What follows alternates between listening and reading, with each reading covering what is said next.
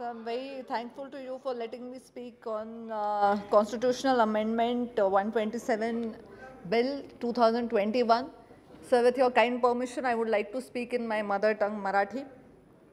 आज या विधेयकावरती बोलत असताना अनेक लोकांची मतं ऐकलेली आहेत आणि मी हा विचार करते की खरं या बिलनी आपण काय साध्य केलंय. तर या बिलनी आज असं साध्य झालेलं आहे की राज्यांचे जे अधिकार होते, राज्यांची जी इच्छा होती की आपल्या राज्यामधल्या ओबीसी आणि सोशो एज्युकेशनली बॅकवर्ड क्लासची जी सूची आहे ती त्यांनी बनवावी आणि ती त्यांना मेंटेन करण्याचा अधिकार मिळावा, हे आज खरं या बिलचं हेतू हा ह्याच्यातून साध्य झालेला आहे. पण मी बघतेय तर बोलताना सगळे घुमून फिरून येत आहेत ते आपले मराठा आरक्षणाच्या विषयावरतीच येत आहेत आणि दुसरं कोणता विषय इथे मांडलेला मला दिसत नाही. आणि म्हणून मला आज इथे काही गोष्टी आपल्या सगळ्यांसमोर मांडायच्या आहेत. तर राज्यांना राज्याचे अधिकार बहाल करण्याचा निर्णय का आज घेण्यात आला? कारण जे विरोधी पक्षात आज आहेत, म्हणजे पर्यायी राज्यात ज्यांचं सरकार आहे, त्यांची ही मागणी होती की 2018च्या कायद्यानंतर केंद्राने सगळे अधिकार आपल्याकडे ठेवलेत. ही धास्ती तुम्हाला वाटत होती. मग केंद्राने आपल्याकडे अधिकार ठेवू नयेत आणि ते राज्यांचे अधिकार राज्याला द्यावे म्हणून जेव्हा तुम्ही मागणी केली, आज त्या मागणीच्या दृष्टीने पाऊल सरकारने उचललेलं आहे. आणि मग हे लोकशाहीचा हा सन्मान नाही आहे का? तुमची मागणी होती विकेंद्रीकरण व्हावं, ठीक आहे, विकेंद्रीकरण झालेलं आहे. तुमच्या राज्याची सूची बनवण्याचे अधिकार तुम्हाला मिळालेले आहे. मग या सूचीमध्ये जेव्हा आपण सगळ्या जाती समूहाचा विचार करतोय तेव्हा वारंवार चर्चा ही मराठा आरक्षणावरतीच का घुमून फिरून येते?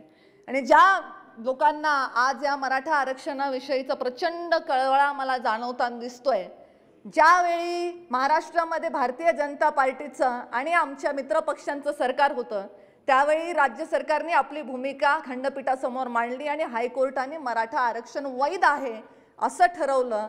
त्यावेळी कोणाला त्रास झाला नाही. आज जे विरोधात आहेत आणि भारतीय जनता पार्टीच्या त्यावेळच्या भूमिकेविषयी प्रश्न मांडतायत, त्या विरोधकांनी कडाडून विरोध केला, टीका केली असं माझ्या स्मरणात नाही. किंवा आज जे केंद्र सरकारवरती ताशेरे ओढतायत की केंद्राने सुप्रीम कोर्टामध्ये उगाच दाखल करायचं म्हणून पिटिशन केलं. मग ह्या केंद्र सरकारच्या जेव्हा तुम्ही एनडीएचा भाग होतात त्यावेळी मराठा आरक्षणाच्या मुद्द्यावरती भारतीय जनता पार्टीची भूमिका केंद्र सरकार आणि राज्य सरकार म्हणून चांगली नाही, म्हणून आम्ही एनडीए मधून बाहेर पडतो असं म्हटल्याचं तर मला कधी कोणी आठवत नाही. त्यावेळी आपला हा कळवळा कुठे गेला होता, हा जरा प्रश्न मला आज या माध्यमातून पडल्याशिवाय राहत नाही आणि म्हणून मी तो प्रश्न विचारणार. पण या सगळ्या पार्श्वभूमीवरती काय अधोरेखित झालंय? केंद्र सरकारला ओबीसींचा निश्चितच कळवळा आहे आणि हे केवळ आजच्या एका बिलावरून सिद्ध होतं असं नाही. तर ओबीसीच्या कमिशनला घटनात्मक दर्जा मिळवण्याची गोष्ट असेल, 10% सवर्णांना आरक्षण मिळण्याचा विषय असेल किंवा 27% ओबीसींना मेडिकलच्या ॲडमिशनमध्ये रिझर्वेशनचा विषय असेल किंवा आज मंत्रिमंडळात सामील झालेले अनेक ओबीसी चेहरे असतील, केंद्र सरकारने आपली भूमिका ही नेहमी ठामपणे मांडली आहे, पावलं उचलली आहेत, फक्त भाषणं केलेली नाही आहे. त्यामुळे आज मराठा आरक्षणाविषयी तळमळ ही खरंच मराठा समाजाच्या त्या अन्याय झालेल्या युवकाविषयी, त्याच्या शिक्षणाविषयी, त्याच्या नोकरीतल्या आरक्षणाविषयीची ही खरी तळमळ आहे का?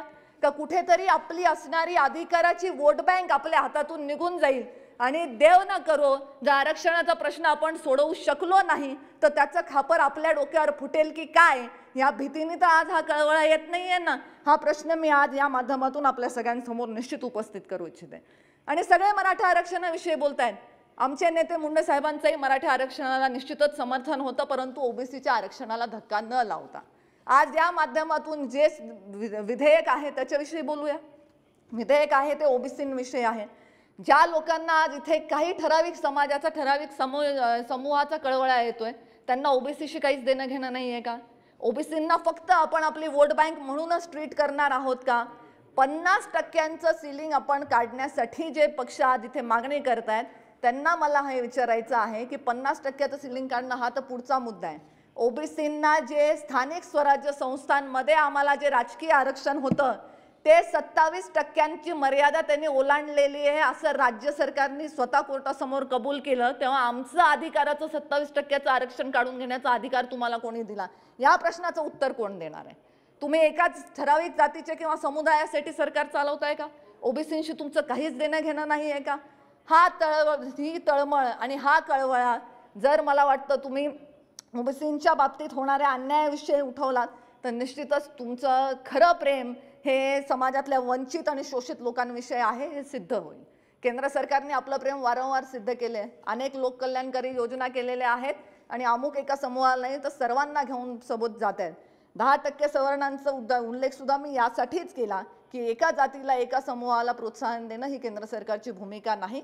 खरोखरीच सर्वांना एकत्र घेऊन जाण्यासाठी प्रयत्नशील असणारे हे सरकार आहे आणि म्हणून आपल्या देशाचे पंतप्रधान यांचं करावं तितकं कौतुक आणि अभिनंदन कमी आहे.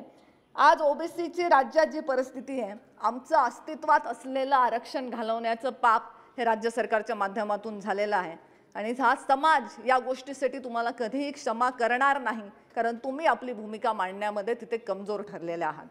हे करत तुम्ही भूमिका मांडण्यामध्ये कमजोर तर ठरलेलेच आहात, पण आज अनेक विषय आहेत. नुसतं राजकीय आरक्षणाचा विषय नाही आहे. MPSCच्या परीक्षा होऊन ज्या विद्यार्थ्यांनी इतकी मेहनत करून मरमर करून आज त्याच्यामध्ये यश संपादित केलेलं आहे, ते 2-2 वर्ष झाले ते विद्यार्थी आज नियुक्त्यांसाठी प्रलंबित आहेत, कारण या आरक्षणावरती काही निर्णय होत नाहीये. त्या विद्यार्थ्यांना न्याय कधी मिळणार आहे? MPSCच्या आयोगामध्ये ठराविक एका जातीच्याच लोकांची सदस्य म्हणून नियुक्ती होते आणि बाकी सगळ्या जातींकडे दुर्लक्ष केलं जातं. ह्या प्रश्नाविषयी जरा तळमळ जर आपण सर्वांनी दाखवली तर तुम्ही खरंच शोषितांचे वंचितांचे प्रश्न उचलताय हे सिद्ध होईल आणि प्रत्येक गोष्ट केंद्र सरकारवर ढकलायची. कोणतरी सदस्य, सर 1 मिनिट मैं और चाहूंगी, कोणीतरी सदस्य माझ्यापूर्वी बोलताना असं म्हणाले किंवा 50% बसवायचं तर कोणत्या जातीला किती आरक्षण द्यावं हे सुद्धा केंद्र सरकारने आम्हाला सांगावं. मी फक्त एकच प्रश्न विचारते की हे जर केंद्र सरकारने सांगितलं तर येणाऱ्या काळामध्ये मराठा आरक्षणाचा प्रश्न मिटला म्हणून 100% श्रेय हे केंद्र सरकारचं, हे मान्य करायला तुम्ही तयार व्हाल का? तसं असेल तर निश्चितच केंद्र सरकार तुमच्यासाठी वर्गीकरण करून देईल.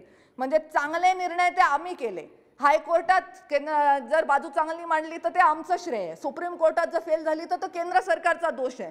चांगलं ते सगळं आमचं आणि दोष मात्र केंद्र सरकारने आपल्या डोक्यावर घ्यावा. अशी जर दुजाभावाची तुमची भूमिका असेल तर ह्या भूमिकेला तुमची जागा तुम्हाला योग्य वेळ आल्यावर दाखवल्याशिवाय जनता राहणार नाही. मी आज या माध्यमातून आमचे सामाजिक न्याय मंत्री वीरेंद्र कुमारजी आणि पंतप्रधान मोदीजी यांचं पुनश्च एकदा अभिनंदन करते की केवळ भाषण न करता आपल्या असलेल्या त्यांनी जी आपली पक्षाची जी नीती आहे आणि जे धोरण आहे सरकारचं ह्या सर्व गरीब कल्याणकारी योजनांचं, त्या धोरणाशी मिळतं जुळते स्टेप्स ते नेहमी घेत राहतात. त्याबद्दल मी पुनश्च एकदा त्यांचे आभार व्यक्त करते आणि आपल्या वाणीला विराम देते. धन्यवाद.